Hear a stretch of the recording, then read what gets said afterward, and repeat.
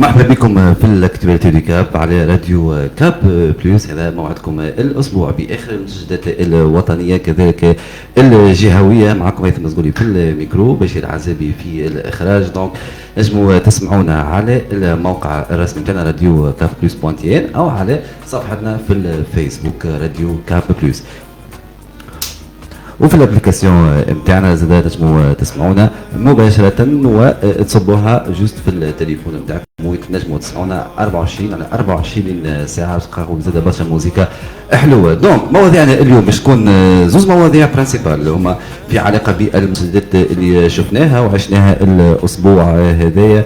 شفنا انه كثرت حوادث القتل تعرض لها النساء، وهذا يخلينا اليوم نتسائلوا على الاطار القانوني، خاصه اليوم على مستوى ثم تشريع لكن على مستوى التطبيق كذلك. شويه اخر وديجا بحذايا لهنا سي فاضل عاشور رئيس النقابه الوطنيه للاطارات الدينيه وكاتب عام نقابه الامام، باش نحكيو على مختلف النقائص اللي موجوده في المساجد والاطارات الدينيه. موضوع ديما صحيح يتجدد من بين حين الى الاخر. نرحب بك سي فاضل عاشور وصباح النور.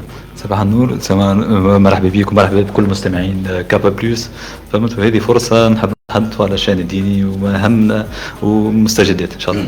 هو لا محاله استانسنا انه شان الديني نحكوا عليه من رمضان لرمضان المره هذه. للاسف فهمت انه هو يقع تناوله فهمت كان من المناسبات للاسف، وهو شان هام فهمت وفي حياتي. قبل من 2011 حتى يمكن 2018 حكينا برشا في مواضيع انه تحييد المساجد وخاصه المساجد اللي خارج على السيطره والاشراف عفوا، والاشراف والسيطره في نفس الوقت. ثم الاشراف انه هي على ملكيه الدوله فمن تبع الدوله، في حين انه هو ثم اطراف سيطرت عليها، وخارج السيطره انه هي مساجد عشوائيه فهمت، كل شيء غير مرخص بها فهمت، وقع تسويتها وضعيتها. هل ما زال هذه المسألة اليوم موجودة أو تم معناها كما نقولوا تسويتها اليوم المساجد كل معناها تحت السيطرة وتحت إشراف وزارة الشؤون الدينية أو لا؟ وصفة جوست قرب من كل شوية دي. الحمد لله نحن والصلاة والسلام على رسول الله. هي فرصة نجدد العهد انه هذه المساجد هي بيوت الله، فهمت انها جعلت لرفع كلمة الله فيها وليست لتوظيفها واستغلالها من أطراف سياسية أو حزبية أو ما شابه ذلك.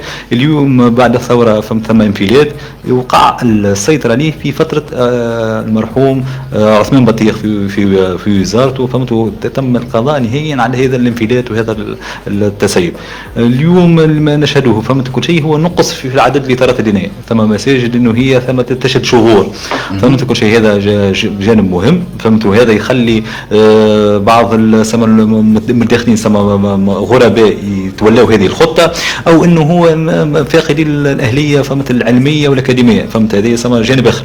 ثم غياب الاطار القانوني اللي يشمل الاطار الديني فهمت، ويضمن له الكرامه الحد الادنى من الكرامه، ويضبط مهامه ويضبط حتى الانتداب وتكوينه. هذه مازال مغيب، وترفض الدوله وترفض حتى الوزارات المتعاقبه انه هي التمشي هذا للحيلوله دون تحرر الشان الديني من السيطره نتاعها وتوجه. تحب تفقد يبقى الخطاب هو خطاب فاقد للاهليه، يسمى خطاب بسيط ساذج يتوجه للعاميه فهمت، دون ان يكون هو الخطاب اللي هو ثوره، خطاب الوعي، خطاب رفع من المساواه، خطاب تنموي، خطاب حديثي عقلاني متطور. هذا اللي هل ثم مراقبه تسير على كما نقولوا الخطب تاع صلاه الجمعه او مثلا على ساحتها في سير الايام؟ ثم مراقبه اليوم قاعده تسير على المساجد او لا؟ هي ثم المراقبه هي تكون على مستوى محلي وجهوي، كل جانب ثم واعظ محلي على كل معتمديه يشرف على السير العادي واليومي للمساجد، وعلى مستوى جهوي ثم اداره جهويه باطاراتها فهمت، يراقبوا الخطب ويراقبوا على مستوى الولايه، وكل حالات تتحال للوزاره اللي تعاين فهمت كل شيء. ثم تفقديه عامه الحمد لله، وهذه نحن دعينا لها وكوناها فهمت للحيلوله دون انفلات والتسيب هذا على هذا. الوعاظ ساعات يستغلوا وظيفتهم لضرب بعض الائمه المعتدين او يرفضوا توجههم الحزبي على هذا، في حين اليوم الحمد لله ثم تسييس واعتدال. ثم نقطة نشيروا لها انه للان فهمت انه هي ثم توجه السيد الرئيس في مراجعة التعيينات اللي تمت داخل الوزارة. تصور انت في فترة ما لحدود نور الدين الخادمي ثم المنير التليلي في فترة ما انه ثم لجنة رباعية على مستوى الوزارة الاولى متكونة من ممثل عن وزارة الشؤون الدينية، ممثل عن الداخلية، ممثل عن مكلف العام لنزاعة الدولة، وممثل عن وزارة العدل. مهمتها مراجعة السيطرة وخارج الاشراف ويقيموا الوضعية لتدخلهم، وخاصة ما عرفناه في فترة حسين العبيدي وسيطرته على جامعة زيتون. هناك أطراف داخل الوزارة وقت هذاك تتهجم على المتداخلين الثلاثة وتكفرهم علنا ولا هو يتشيطنهم وترفض أي توجه هذا. فهمت؟ اليوم الواجب يقتضي محاسبة مثل هؤلاء اللي تغافلوا وتطاولوا وفهمت على الدولة تراجع مساراتها. فهمت كل شيء. واليوم هذه فرصة نجددوها وندعي رئاسة الحكومة ورئاسة الجمهورية للتدخل للضرب على أيدي هؤلاء. فهمت كل شيء وإخراجهم من المؤسسة الدينية. لهنا يقول كي نحكيو عليه ثم انه النقص ثم صعوبه في الحصول على بعض الاطارات التربويه الدينيه اللي تكون متكونه احسن تكوين واللي هي تنجم اليوم تعتلي المنابر في المساجد. اليوم كي نلاحظوا انه في بعض المساجد يعني كي نلقاو انه فما كي نقولوا خلل في الخطاب هذا، اذا نلقاو فما نقص ما نحيوش خليه حتى نلقاو هذا قاعدين نلاحظوا فيه. صحيح انه هو هذه سما الدولة انه هي سما الخطة المسجدية انه هي لا تغري خريجي جامعات، وللاسف انه هذا يدفع انه هي تولي اطراف اخرى هي تتدخل. فهمت؟ البسطاء نقولوا نحن النطيحه والعرجاء وكل ما كان السبعه. فهمت؟ اليوم هو تلقاهم هم يدخلوا للجامعه، وهذه سياسه ممنهجه لانه الدوله يساعدها انه هي فهمت يكون الكهنه او المؤسسه الدينيه تحت سيطرتها وضعيفه الجانب تحب تضفي عليها قدسيتها وتوجهها حيثما كان. هذه سما سياسه ممنهجه انه هي في بدايه من مطلع القرن. فهمت؟ في مصر انه هي في وزير الخارجيه الانجليزي فهمت مشى المقيم العام البريطاني قال له الخطه الوحيده في مصر حبت تقوم بها هي ثلاثه: الاوقاف نتاع الازهر، ثم ضرب الكتاتيب، ثم ثم الاوقاف وضرب صوره الشيخ والازهري ولا شيخ الديني. فهمت؟ في صورته في الواحد المقيم. وهذه خذيناه في تونس مع بعد 57. فهمت كل شيء. وتم ذلك على مستوى الدوله من خلال الافلام والمسلسلات اللي تبثت وكل شيء. سما من حاجه كلوف ضرب قيمه الدينيه هي سما الامر بالمعروف والنهي عن المنكر، ضرب جامعه الزيتونه من ناحيه الاحباس نتاعو. فهمت كل شيء. وافراغ ووقف التعليم الزيتوني كان مشرف على ترويعها غلقوا، في حين انه 4 مدارس فقط هي اداره المعارف الفرنسيه هي حولتها الى وزاره. فهمت؟ وعربتها. فهمت؟ وهذا فهمت سما خلى التصحر الديني والفراغ اللي في الفتره هذيك المفتي الديار التونسيه في فتره اعطوه رتبه رئيس مصلحه، ادنى رتبه في الاداره. سما هذا تقزيم وتحقير للشان دي. فما بالك بالاساتذه اللي تحته ومديرينه شنو حاب يكونوا هو مجرد عمله ومجرد بيدخ. فهمت كل شيء. وبالتالي تم تسرب للكفاءات وخليت الا اللي سما يبحثوا على القوت البسيط ورضاوا بالتوجه الدوله في الاطار هذا. وهذا اليوم نحن هدايا ورثنا على مستوى فقدنا شرعيتنا داخل عند عموم المواطنين. سما فقدنا الهيبه اللي كانت عند الامام والاطار الديني. فهمت كل شيء داخل المجتمع وكان القدوه والمثال يحتذى به. اليوم نلقاو انه هو 3% على مستوى الوطني في الاطارات الدينيه هم جامعيين، يما الخطباء 30% في حدود 30%. هذه سما الخطاب هذايا. فهمت كل شيء. سما في حين انه هو دون في المقابل 70% من يما الخطباء هم دون البكالوريا. شنو حاب تنتظر منه؟ فاقد شيء لا يعطيه. يسمى شنو حاب يقدم لك خطاب؟ يقدم لك خطاب بسيط. فهمت؟ أران فهمت فيه مغالطات. فهمت فكريه. فهمت في حتى اخطاء يعني اخطاء. وهذيك هو المتعمد انه هو ثم مغالطات سما منطقيه لتعمدها. هو يعتمد سما المظهر قبل المحتوى وجوهر.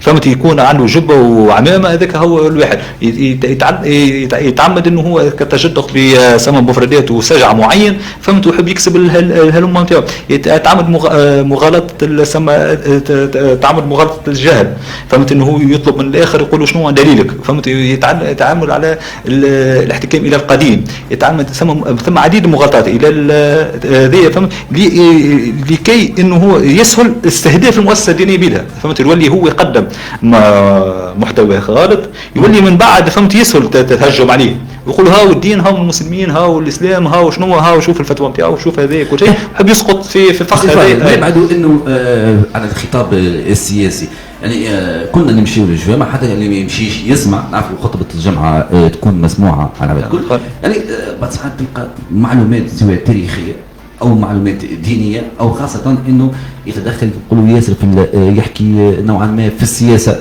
حتى ولو انه السياسه ما يكونش مسيس، يحكي في الوضع اخطاء هذا من هنا، ونعرفوا انه جينيرالمون حد نجم يوقفوا باش يقول لك انت غلط.